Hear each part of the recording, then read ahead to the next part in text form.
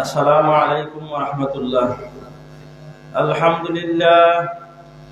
আলহামদুলিল্লাহ নাহমাদুহু ওয়া নাস্তাঈনুহু ওয়া নাস্তাগফিরুহু ওয়া নাউযু বিল্লাহি মিন শুরুরি আনফুসিনা ওয়া মিন সাইয়্যাতি আ'মালিনা। من يهده الله فلا مضل له ومن يضلل فلا هادي له ونشهد أن لا إله إلا الله وحده لا شريك له ونشهد أن سيدنا وحبيبنا ومولانا وملجانا محمدا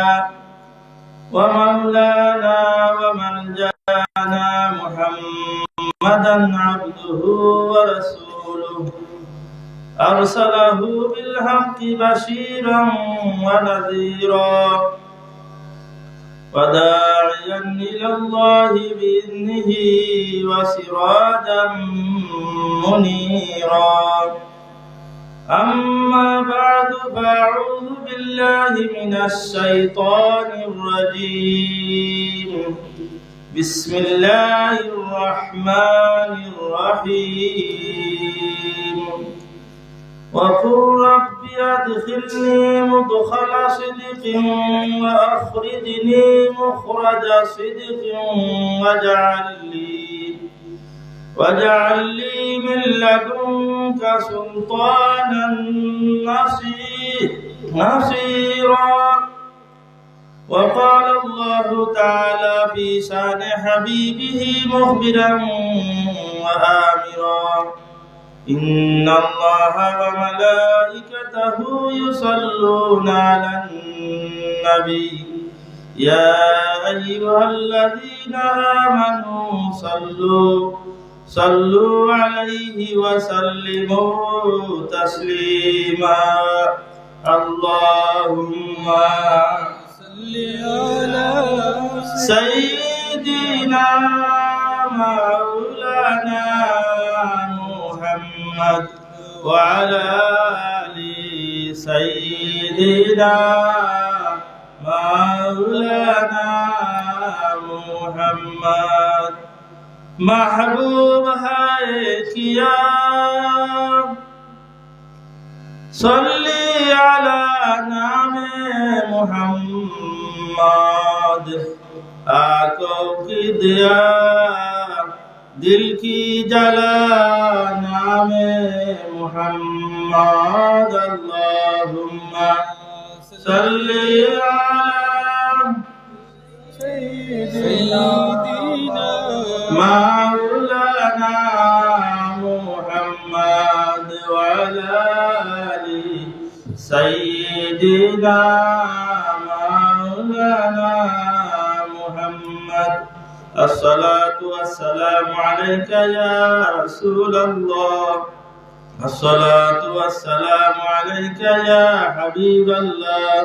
الصلاة والسلام عليك يا رحمة للعالمين. الصلاة والسلام عليك يا جد الحسن والحسين.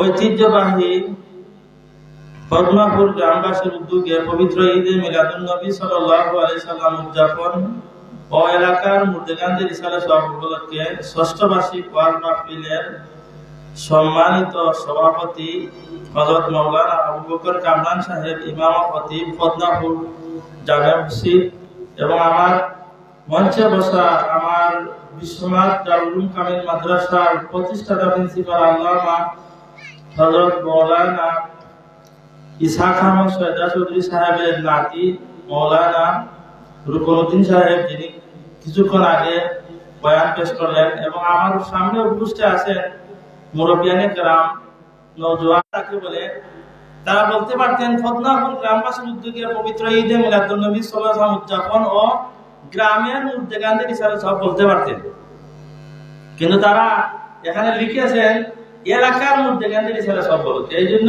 এই পদ্মাপুর সোশ্যাল অর্গানাইজেশন যে সোসাইটি আছে, যে সংস্থা আছে, সকল সদস্যদেরকে আমি তাদের প্রতি ধন্যবাদ মুবারকাত জানাচ্ছি তাদের জ্ঞানের পরিধির জন্য এবং তাদের এই সংস্থা যেন আরো দিন দিন উন্নতি অগ্রগতি হয় এই কামনা করি সবাই আমিন।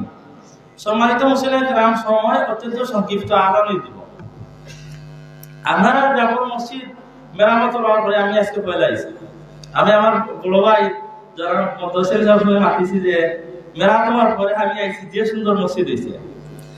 নবীজির জীবনে ইসলাম জগত কাবা শরীফ তো পয়লা তৈরি হয়েছে 10 বার, একবারে পয়লা আল্লাহ রাব্বুল আলামিনের এই ফেরেশতাদের মাধ্যমে বানাইছিল, বাদে 10 বার বর্ণিত হয়েছে। কিন্তু ইসলাম জগত প্রথম যে মসজিদ হলো মসজিদে কুবা।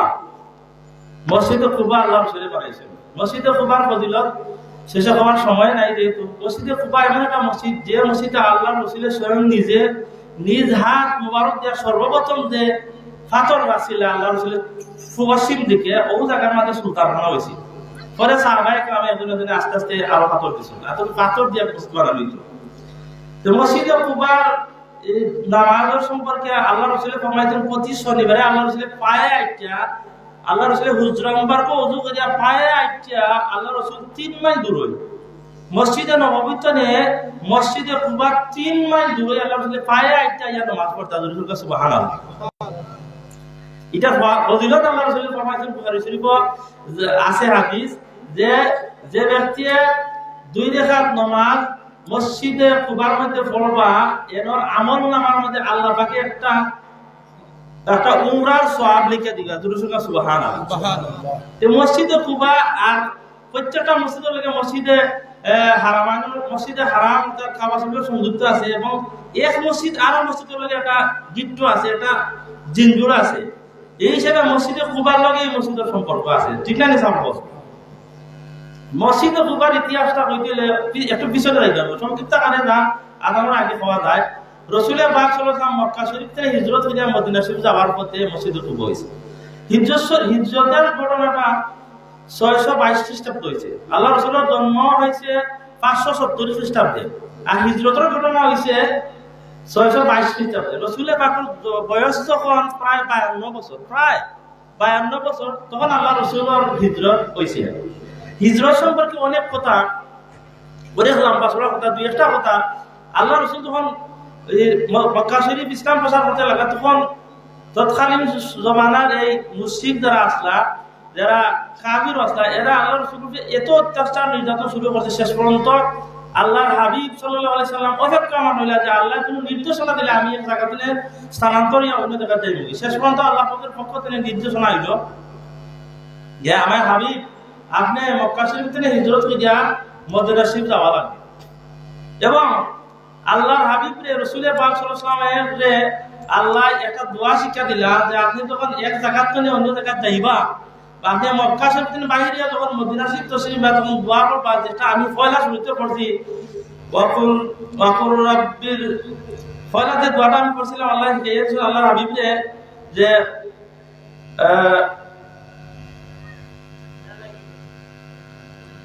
তোমরা আল্লাহর হাবিবরে আল্লাহ যে দোয়া শিক্ষা দিচ্ছে এটা হলো যে মুদখালা সিদকুম ওয়া আখরিনি মুখরাজা সিদকুম ওয়া জাআলনি মিন লাদুনকা সুলতানান নাসিরা। অর্থাৎ ও দোয়া আপনি করুকা অপর রাব্বি আদখিলনি মুদখালা সিদকুম ওয়া আখরিনি মুখরাজা সিদকুম ওয়া জাআলনি মিন লাদুনকা সুলতানান নাসিরা। এই দোয়া পড়িয়া আপনি বাহির হইবা। আল্লাহর হাবিব সাল্লাল্লাহু আলাইহি ওয়াসাল্লাম হযরত আবু বকর রাদিয়াল্লাহু তাআলা বলেন, আবু বকর আমি কিছুদিনের ভিতরে হিজরত করব, তুমি প্রস্তুত থাকবা। অনেক লম্বা লম্বা কথা আছে, সংক্ষিপ্ত আকারে কইলাম। রাসূল পাক সাল্লাল্লাহু আলাইহি ওয়াসাল্লাম যখন কাফিররা চূড়ান্ত সিদ্ধান্ত নিল দারুল মদত কইয়া যে আল্লাহর হাবিব সাল্লাল্লাহু আলাইহি ওয়াসাল্লাম আমরা একটা অর্থাৎ আখিরি জামান নবীদের দাবি করা এর ব্যাপারে আমরা বিহিত ব্যবস্থা করতে হবে। শেষ পর্যন্ত তারা সিদ্ধান্ত করলো, বৈঠক বইয়া কেউ সিদ্ধান্ত করলো যে তাহলে এখান থেকে বাহির করিয়া দেবইব নির্বাচন। এজন্য নিষেধ করলাম যে এটা হইতো না, তার সঙ্গী সাথী হলে টানলে তারা গিয়েছে নিয়ে লইব। আরো কোনো বললা যে টানলে আমরা ইয়ে করবো, আমরা টানলে আমরা হত্যা করবো। সেও বিভিন্ন ধরনের প্রস্তাব দিল। শেষ পর্যন্ত প্রস্তাব ফাঁসি গেল যে টানলে হত্যা করব। নজর এখন শেখ আইসলা, শেখ আইয়া বুঝছিল মাফিল কোনো প্রস্তাব তাই রাজুই না। শেষে যে সময় হত্যার প্রস্তাব আইল তখন তার এটা পাশ হয়ে গেল। শেষ পর্যন্ত আল্লাহর হাবিব সাল্লাল্লাহু আলাইহি ওয়াসাল্লাম তারা হত্যা করবার লাগি যেটা সিদ্ধান্ত করলো রাসূল পাক সাল্লাল্লাহু আলাইহি আল্লাহ ওহীর মধ্যে জানাই দিলা আয়ার আমার হাবিব আপনি আজকে রাতে মসজিদ আজকে রাতে আপনার রোজা কমাইবা না, কারণ আজকে কাফির হলে আপনাদের আক্রমণ হবে। তখন আল্লাহ রাসূল সাল্লাল্লাহু আলাইহি ওয়াসাল্লাম হযরত আলী রাদিয়াল্লাহু আনহু ডাকিয়া বললেন, আলী আমি আজকে রাতে আমার সঙ্গী আবু বকর লইয়া হিজরত করব, তুমি আমার রুমে ঘুমাইবা, চাদর লইয়া ঘুমাই দিবা, তোমার কোনো ক্ষতি হইতো না। ও নো, আমার কাছে মানুষ আমানত রাখতো, রাসূল পাক সাল্লাল্লাহু আলাইহি ওয়াসাল্লাম শ্রেষ্ঠ নবী মানতো না, কিন্তু আমানতদার হিসেবে তারা সবাই জানতো রাসূল পাকের নিকটে বিভিন্ন মানুষের আমানতি আছিল। আমানতিগুলা হযরত আলী রাদিয়াল্লাহু তাআলা গোছাইয়া আল্লাহর হাবিব সাল্লাল্লাহু আলাইহি ওয়াসাল্লাম যাওয়ার লাগি প্রস্তুতি দিলা। এদিকে তারা রাত্রে এশার পরে তারা আল্লাহর হাবিবের ঘর ঘেরাও করে রাখি দিল। রাসূল পাক সাল্লাল্লাহু আলাইহি ওয়াসাল্লাম যখন রাত্রি গনাইলো, তারা অপেক্ষা মান যে বুর হইলে তারা রাসূল পাক বাহির হইবা নামাজ লাগি, তখন তারা আক্রমণ করবে। আরো একটা কথা আছিল যে রাত্রি বেলা তারা কোনো বড় ঢুকতা না, তারা এই সভ্যতাটা আসিল। শেষ পর্যন্ত রাসূল পাক সাল্লাল্লাহু আলাইহি ওয়াসাল্লাম তার হুজরা মুবারক তেনে এক মুষ্টি মাটি লইয়া ইয়াসিন ওয়াল কুরআনিল হাকিম হইয়া লা ইউবসিরুন তো পড়লা। পড়ার পরে ও মাটির মধ্যে ফু দিয়া কাফিরদের মধ্যে ইটা মারল। ইটা মারার সাথে সাথে তারা সরকার কিছু দেখে না, আল্লাহর হাবিব সাল্লাল্লাহু আলাইহি ওয়াসাল্লাম তারা মাঝে বাহির হইয়া আবু বকরের ঘরে আইলা। আবু বকরের ঘরে আইয়া টুকা দিছে, আবু বকর প্রস্তুত। আল্লাহ রাসূল সাল্লাল্লাহু আলাইহি ওয়াসাল্লাম আবু বকরের লইয়া সোর গুহার মধ্যে বলা দিলা। সোর গুহার হলো মক্কা শরীফ থেকে 3 মাইল দূরে, মক্কা শরীফ থেকে 3 মাইল দূরে। এমন অবস্থায় হযরত আবু বকরে লইয়া সোর গুহার মধ্যে যাওয়ার সময় আবু বকর রাদিয়াল্লাহু তাআলা একবার সামনে যায়, একবার পিছনে যায়, একবার ডানে যায়, একবার বামে যায়। আল্লাহর হাবিব সাল্লাল্লাহু আলাইহি ওয়াসাল্লাম জিজ্ঞাসা করলেন, আবু বকর আমরা হিজরতের লাগি রওনা দিছি, তুমি একবার ডানে, একবার বামে, একবার সামনে, একবার পিছনে যাও, তার কারণ কিতা? আবু বকর রাদিয়াল্লাহু তাআলা ফরমাইলেন, ইয়া রাসূলুল্লাহ, ইয়া হাবিবাল্লাহ, যখন আমার শরণ হয় সামন্তনে কোনো শত্রু আইয়ানি আপনারা আক্রমণ করিলে, তখন আমি দৌড়িয়া সামনে যাই। যখন আমার স্মরণ হয় যে পিছন তনে কোনো শত্রু আইয়ানি আপনারা আক্রমণ করিলে, তখন আমি পিছনে যাই। যখন আমার স্মরণ হয় ডানে কোনো শত্রু আইয়ানি আপনারা আক্রমণ করে, তখন আমি ডান দিকে যাই। যখন আমার স্মরণ হয় বাম দিকে ইয়া কোনো শত্রু নিয়ে আক্রমণ করে, তখন আমি বাম দিকে যাই। আল্লাহ রাসূল বললেন, যে আবু বকর তোমার নিয়ত খান নিজে, তুমি আমি বাঁচতাম দুনিয়ায় বলে, ইয়া রাসূলুল্লাহ আমার নিয়ত হলো। শেষ পর্যন্ত সোর গুহার মধ্যে আল্লাহ রাসূল সাল্লাল্লাহু আলাইহি ওয়াসাল্লাম আর আবু বকর পৌঁছলা। সোর গুহার ঢুকার আগে আবু বকর রাদিয়াল্লাহু তাআলা ফরমায়, ইয়া রাসূলুল্লাহ আপনি আগে না, আমি আগে ঢুকবো, আমি আগে গিয়া দেখবো কেন সাপ বিচ্ছু আসেনি, ভয় পরিষ্কার করিয়া বাদে আপনারা আমি লইয়া ঢুকি। আবু বকর রাদিয়াল্লাহু আগে সোর গুহার মধ্যে ঢুকিয়া ভয় পরিষ্কার করিয়া, এটা অনেক ঘটনা আছে, আপনারা এটা শুনতে পারো। শেষ পর্যন্ত আল্লাহর হাবিব সাল্লাল্লাহু আলাইহি ওয়াসাল্লাম লইয়া আবু বকর রাদিয়াল্লাহু তাআলা গুহার মধ্যে ঢুকলা। এদিকে কাফির হলে তারা সকালে দেখলো যে আল্লাহর হাবিব সাল্লাল্লাহু আলাইহি ওয়াসাল্লাম রুমে নাই। আল্লাহর হাবিব সাল্লাল্লাহু আলাইহি ওয়াসাল্লাম তারা চুকাইলো। হযরত আলীকে জিজ্ঞাসা করলো, আলী তোমার জীবিত কি মুহাম্মদ সাল্লাল্লাহু আলাইহি ওয়াসাল্লামের বিস্তার ঘুমো? মুহাম্মদ সাল্লাল্লাহু আলাইহি ওয়াসাল্লাম বলে, আমি জানি না, কিছু জানি না। তারা আবু বকর রাদিয়াল্লাহু বাড়ি দৌড়িয়া গেল। আবু বকর রাদিয়াল্লাহু তাআলা হুজরাতকে তারা জিজ্ঞাসা করলো, তোমার মেয়েরে আসমা রাদিয়াল্লাহু তাআলা জিজ্ঞাসা করলো, তোমার আব্বা কই? আইনা আবুকে, তোমার আব্বা কোথায়? আসমা রাদিয়াল্লাহু তাআলা বললেন যে আমার আব্বা কোথায় আমি জানি না। তখন আবু জেহেলে আসমা রাদিয়াল্লাহু তাআলার গালের মাঝে একটা থাপ্পড় মারছে। কিতাবের মাঝে লেখা আছে, সিরাতে মুস্তাফার মধ্যে আল্লামা ইদ্রিস কান্দরবী রাহমাতুল্লাহি তাআলা লেখছে যে তার খানোর যে দুল আছিল, দুলটা পুড়িয়া গেছে কি এত আক্রমণ করছে। আস্তে আস্তে বকরি লইয়া বকরি সরাইরা দিকে আস্তে আস্তে যাইতে হলো গিয়া দুধ দহন করিয়া আল্লাহর হাবিব এবং আবু বকর রাদিয়াল্লাহু তাআলা দিয়া আইতা দুটো সুবহানাল্লাহ তারা খাইতা। সেখানে সোমবারে এর আগে ঘটনা হলো আবু বকর রাদিয়াল্লাহু তাআলা যে আল্লাহ রাসূল ইঙ্গিত দিছা আবু বকর মনে হয় আমরা হিজরত করা লাগবো। আবু বকর রাদিয়াল্লাহু তাআলা তখন আবু বকর রাদিয়াল্লাহু তাআলা যে দুইটা গোষ্ঠী খরিদ করে রাখিলা 800 দিরহাম দিয়া। ইশতারা আবু বকর রাদিয়াল্লাহু তাআলা বি ইসনাইনে মিয়াতি দিরহামিন। আবু বকর রাদিয়াল্লাহু তাআলা এর আগে প্রায় 4 মাস আগে সিরাতে মুস্তাফা কিতাবের মধ্যে লেখা আছে 4 মাস আগে আবু বকর রাদিয়াল্লাহু তাআলা আনহু দুইটা উষ্টি খরিদ করে রাখিলা। এই দুইটা উষ্টিতে তানোর যে খাদিম আছেন যে কইছেন যে নির্দিষ্ট টাইমে তুমি লইয়া ইয়া রাখবা এখনো, আর আমরা ওখান থেকে আস্তে আস্তে যাইবি। শেষ পর্যন্ত আবু বকর রাদিয়াল্লাহু তাআলার সঙ্গে লইয়া আল্লাহর হাবিব সাল্লাল্লাহু আলাইহি সাল্লাম সোমবারে গুহা থেকে বাহির হইয়া মদিনা শরীফের অন্য রাস্তায় রওনা দিছেন। কোন কারণে লেখা আছে আবু বকর রাদিয়াল্লাহু আবু বকর রাদিয়াল্লাহু আল্লাহর রাসূল এবং আরো একজন আব্দুল্লাহ ইবনে আরিফত ও তিনজন আসলা। কোন রিওয়ায়াতে আছে 4 জন সঙ্গী আসলা। আল্লাহ রাসূল সাল্লাল্লাহু আলাইহি ওয়াসাল্লাম যখন রওনা দিছেন এদিকে কাফির হলে তারা ঘোষণা করছে মুহাম্মদ সাল্লাল্লাহু আলাইহি ওয়াসাল্লাম এবং তার সঙ্গী আবু বকরের দরিয়া দিতে পারলে 100 উট তারারে পুরস্কার দেওয়া হইব। এই 100 উটের পুরস্কার ঘোষণা হইনা সুরাকা ইবনে মালিক রওনা দিছে। সুরাকা ইবনে মালিক রওনা দিয়া গুড়া দৌড়াইয়া গিয়া রাসূলের পাক এবং আবু বকরের সামনে গেছে। এমন সময় আল্লাহ রাসূল বদ্দুয়া করছেন। আল্লাহ রাসূল বদ্দুয়া কিটা করছেন? কইছেন যে ওয়াসরা আল্লাহু, অর্থাৎ যে এই যে ব্যক্তি আমাদের তুকা এন্ডে পরাজিত করো, অথবা অন্য রাতে আছে যে আল্লাহ মাকফিনা বিমা শিতা, হে আল্লাহ আপনার যা ইচ্ছা তা করুকা, আপনি আমাদের জেলা পারেন খুশি করুকা, আপনি যেভাবে পারেন আপনি আমরা সন্তুষ্ট করুকা। সে সময় আল্লাহ রাসূল ও যে বুদ্ধা, বুদ্ধতা বলতে বড় বুদ্ধ নাই, আপনি যেভাবে খুশি আমরা সন্তুষ্ট করুক, ওটা বুদ্ধ। এই কথা কোয়ার লগে লগে আল্লাহ সূরা কান গুলারে জাগার মাঝে মরুভূমির মাঝে আটু পর্যন্ত গাড়ির জন্য রাসূল কাছে সুবহানাল্লাহ গাড়ি সূরা কান কয় মুহাম্মদ সাল্লাল্লাহু আলাইহি ওয়াসাল্লাম উদ্দেশ্য করে কয় অবশ্যই অবশ্যই আপনি আমারে বদুয়া দিছেন, হে আল্লাহর হাবিব আপনি আমারে বদুয়া দেওয়ায় আমার এই গুলার অবস্থা আমি আপনার লগে কথা কই দিয়ার আমি ফিরিয়া যাই মুকি আপনার কোন সংবাদ দিতাম নাই।